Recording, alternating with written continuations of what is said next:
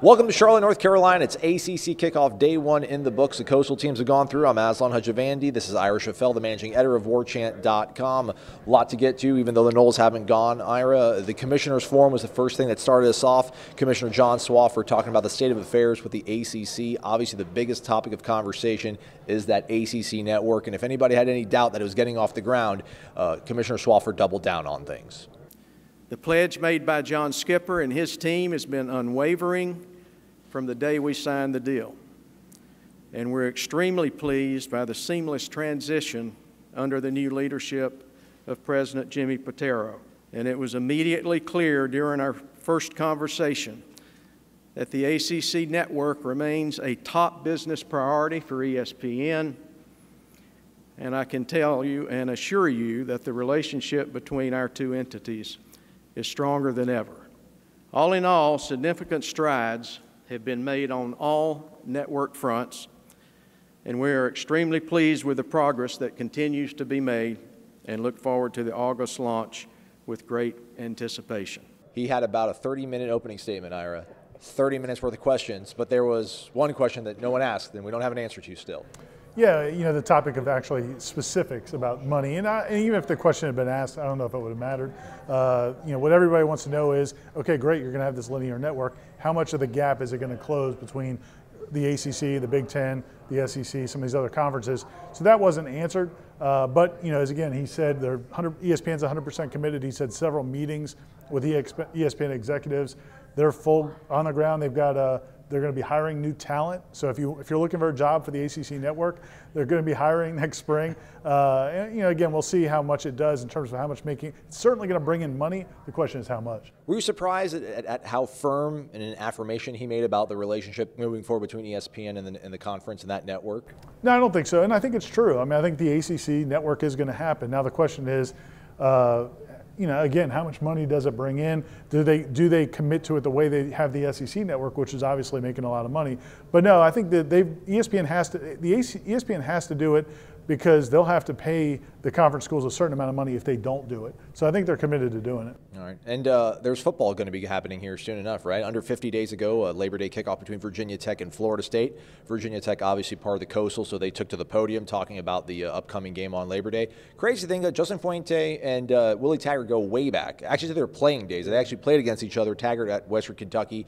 They both were assistant coaches. Taggart at Stanford under Jim Harbaugh, and then Fuente, I think, probably under Gary Patterson, I'm guessing, at TCU. They also played against each other as head coaches at Memphis and USF respectively. Fuente has a 3-0 advantage, but didn't want to boast too much about that record.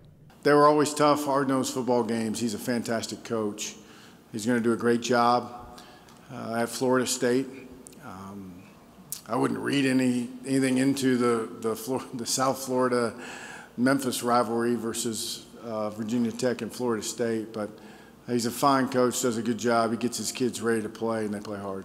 Now, I don't know if that was him being humble. I would figure you got to have kind of a good idea or a good feel for somebody after you've gone against them head-to-head 3 times. But as he said, it's kind of different, I guess, when it's Virginia Tech and Florida State. But that game is going to be phenomenal. Can't wait for it. Yeah, it is. And the Virginia Tech guys are all talking about how excited they are about this opportunity and what a big challenge it is. Because like you said, there is some familiarity, but there's also a lot of uncertainty because not only is Willie Taggart coaching a new program, he's never had the talent that he will at Florida State. There's a quarterback battle. They don't know what quarterback they're going to face. Walt Bell is the offensive coordinator. They don't know how he'll influence Willie's offense. And then Harlan Barnett, the defensive coordinator, comes in from Michigan State with a whole different approach as well. So I think both sides are going to have a lot of question marks going into that game. Yeah, I mean, you think about it, even on offense, Greg Fry. I mean, the offensive line coach, you got to look at tape from Michigan and Indiana to really get a feel for how he's going to block things up and scheme. And Miami's also someone we have to talk about, right? It is Coastal Day after all, Mark Richt. Ironically enough, or I don't know, ironic's probably not the correct word, but funny enough, 2 years after being at Miami, he's now the senior coach in the state of Florida when it comes to Power 5 schools. I mean, heck, I think he's been there longer than Lane Kiffin's been at FAU. I don't know who's been at FIU, so he might even be the longest tenured coach in all of college football in the state of Florida. So we asked him kind of the fact that he is the most senior coach, like maybe give him a leg up, and is the state of Florida up for grabs with Willie Taggart being new and Dan Mullen being new to the landscape? I think that